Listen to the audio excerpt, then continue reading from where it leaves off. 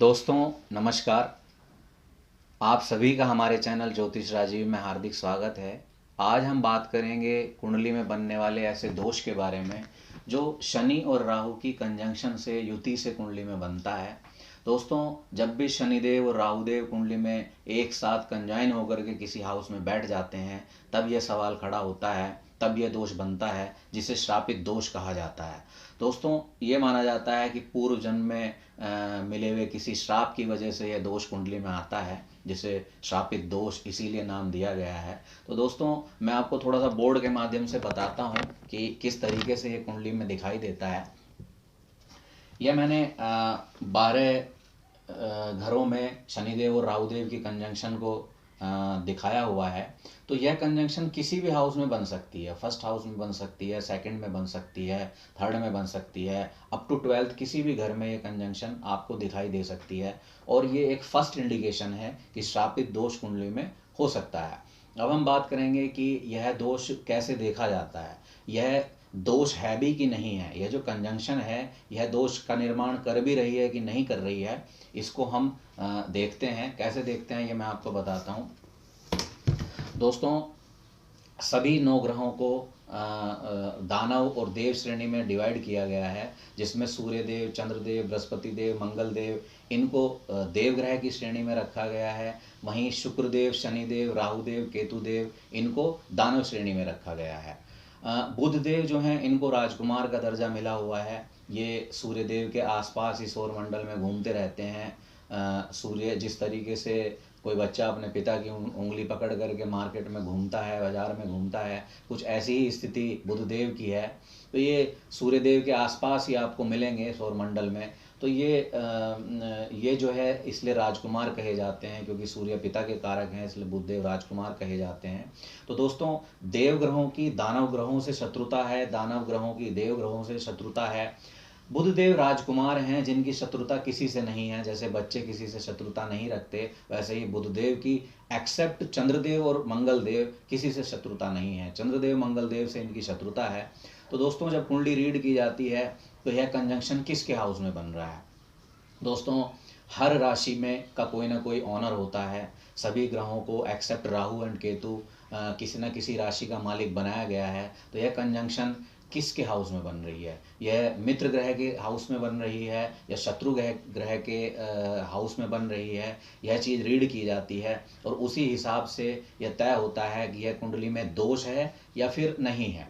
तो दोस्तों, इस तरीके से यह कुंडली रीड की जाती है। अगर यह कंजंक्शन 8th हाउस और 12th हाउस में बन जाती है तो यह अच्छी नहीं होती है। उस कंडीशन में यह माना जाता है कि यह शापित दोष है और अपना प्रभाव दिखाएगा।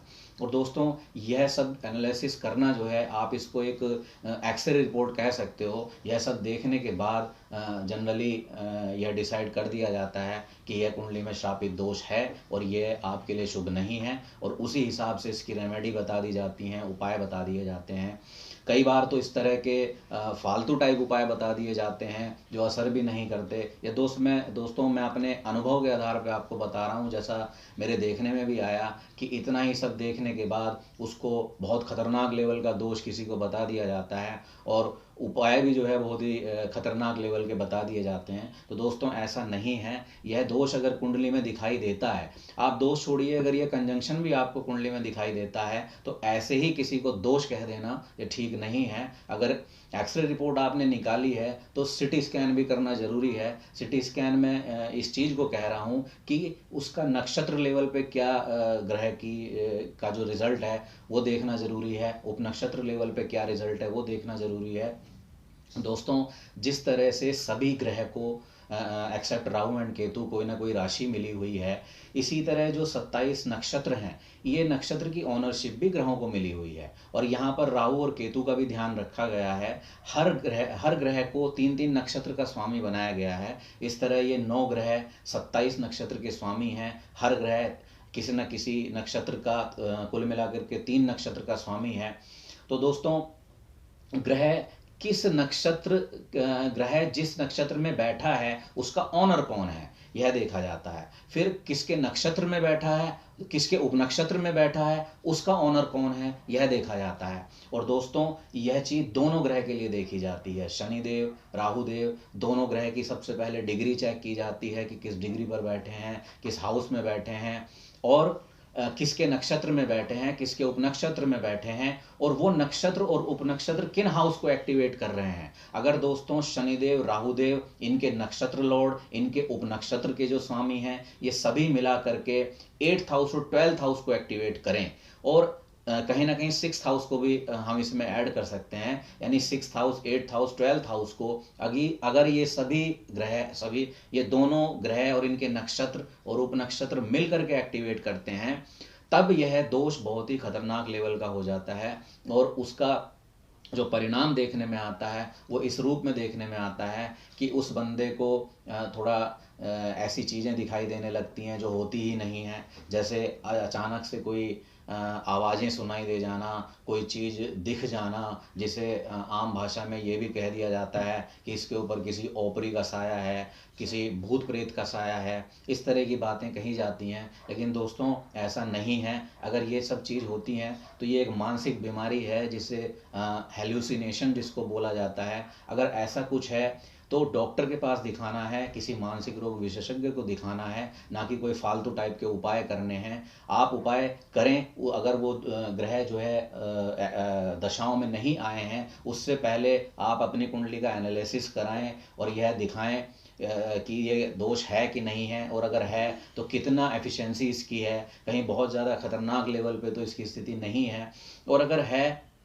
तो इसके क्या उपाय हो सकते हैं, वो किसी भी अच्छे एस्ट्रोलॉजर से कुंडली दिखाने के बाद आप करें। ऐसे ही अपने आप से कोई उपाय ना करें। ये नहीं कि गूगल सर्च किया और शापित दोष के उपाय और आप कुछ भी करना शुरू कर दें, क्योंकि दोस्तों गूगल सर्च पे सर्च करने के बाद उसके उपाय करना जस्ट ऐसे ही है जैसे आप किसी बीमारी का नाम गूगल सर्च करें और उसकी दवाइयाँ देखें और उन्हें खाना शुरू कर दें। तो ऐसा भूल कर भी ना करें। अपनी कुंडली किसी भी अच्छे एस्ट्रोलॉजर से दिखाएं और यह कंजंक्शन दोष है भी कि नहीं है, यह चीज़ अच्छे से चेक कराएं।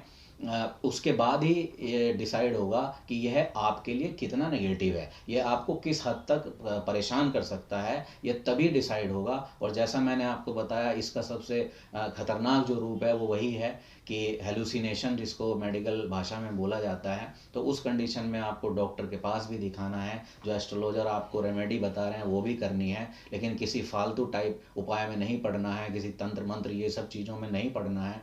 तो दोस्तों यही मैं आपसे कहना चाहता हूँ कि आप इस दोष को लेकर के डरें नहीं। बहुत कम कुंडलियों में ऐसा होता है कि यह दोष खतरनाक लेवल पे पहुँचता है।